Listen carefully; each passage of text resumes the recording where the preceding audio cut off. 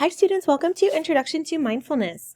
As you can see, there is an announcements page, and you're going to always want to start in here and see the announcements every week or sometimes during the week that I'll be posting. So welcome, welcome, welcome. I'm excited to take this course with you and teach you about mindfulness and allow you to experience the benefits that it has for your overall well-being. So as you can see, the announcements are here. You'll want to go into course information if you haven't already and download the syllabus, and you can read through the objectives, the information if I were going to change the syllabus, etc. So this is your kind of course tour for the course. So as you can see over here, we have some library resources, some student resources, policies, etc. There's also CHNP current news, so explore the course, and then you're already here in the getting started video.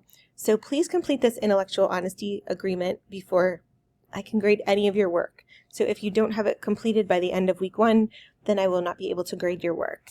So you'll see that each of these are broken down into modules.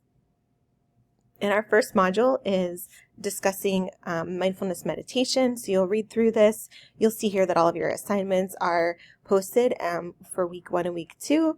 You'll have some learning objectives, etc. So as you go through, please make sure that you ask any questions that you may have and try out the experientials and follow the directions for each of those. You'll have a week 1, a week 2, experiential journal, etc. So following along is really important for all of these different course components. As you go through, you'll see modules 1 through 5. There's a discussion board link. You'll have a final project link, and then this is some APA writing tips that you'll want to look at. They do give some really good, this is something that I have used many times myself. This gives you access to the APA style page. This is the people who wrote the APA formatting book, so it will help you with in-text citations, reference guides, etc. So I gave you some information on how to access them. Some people do like to use Purdue OWL, which is perfectly fine and acceptable. I just think APA style gives you, sometimes is a little easier to find what you're looking for. So if you do use Purdue OWL, make sure you have it in APA format that you're looking at. Etc. So here is how to find a peer-reviewed journal article. You're going to want to use those in some of your research and in your discussions, so follow along in what is expected of you. And if you need to use peer-reviewed journal articles, this video is very quick and it will show you how to do that.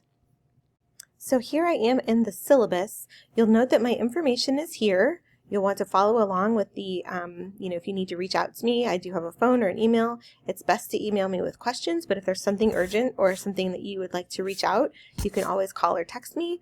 I have no problem with that. I want to be available to you, and I want you to feel comfortable reaching out to me, because I find that the more you connect with your professor, the better off you do in the course, because I can help you through any struggles that you may be having. So as you read through, you'll see the learning objectives, you'll see recommended texts and readings, and then you'll see the AI policy, etc. So read through and understand what's happening in the syllabus and how you'll be graded. You can see here that you're going to have a discussion board and a journal due this week, and then they are listed here in the different weeks, and then your final project. So please submit assignments on time. If you don't reach out to me, then there will be a loss of 10 points per day per assignment.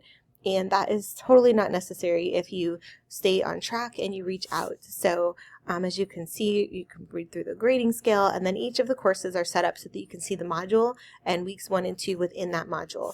So again, you'll have an introductions discussion board, and then you'll have a journal due, and then next week you'll have a journal number 2 due. So follow through. Everything is included in here that you'll need to know, including final projects and how you'll be graded. So review the information on how you'll be graded, the discussion guidelines, etc., when they're expected to be posted, when you're expected to have your replies to your peers, and then how you'll be graded here, your holistic rubric.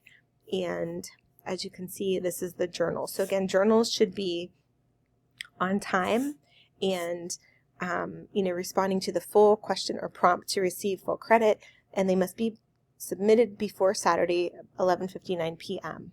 So they will not be accepted after Sunday, so you really want to make sure that you do them. They're not difficult. You don't have to cite the research. It's really just to reflect on the experience. And then here is your mindfulness meditation final project or mini training project that you will do, where you will create a video, PowerPoint, voiceover, etc. On the content covered in the course and you're going to, you could be creative, but make sure that it's about the content of what's important, making sure that you've already done some of the work on some of your assignments, and then you'll want to make sure that you meet each of these elements of the rubric as you go through, and you can see how you're graded and how this is broken down.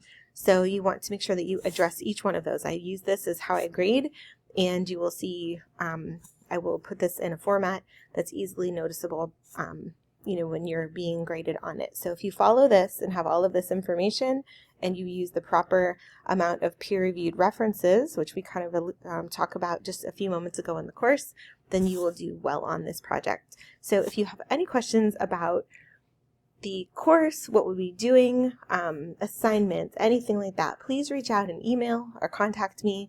I don't want you to have any struggles. This should really be a course that you enjoy and that you learn a lot about yourself on this journey. So thank you for taking the class with me.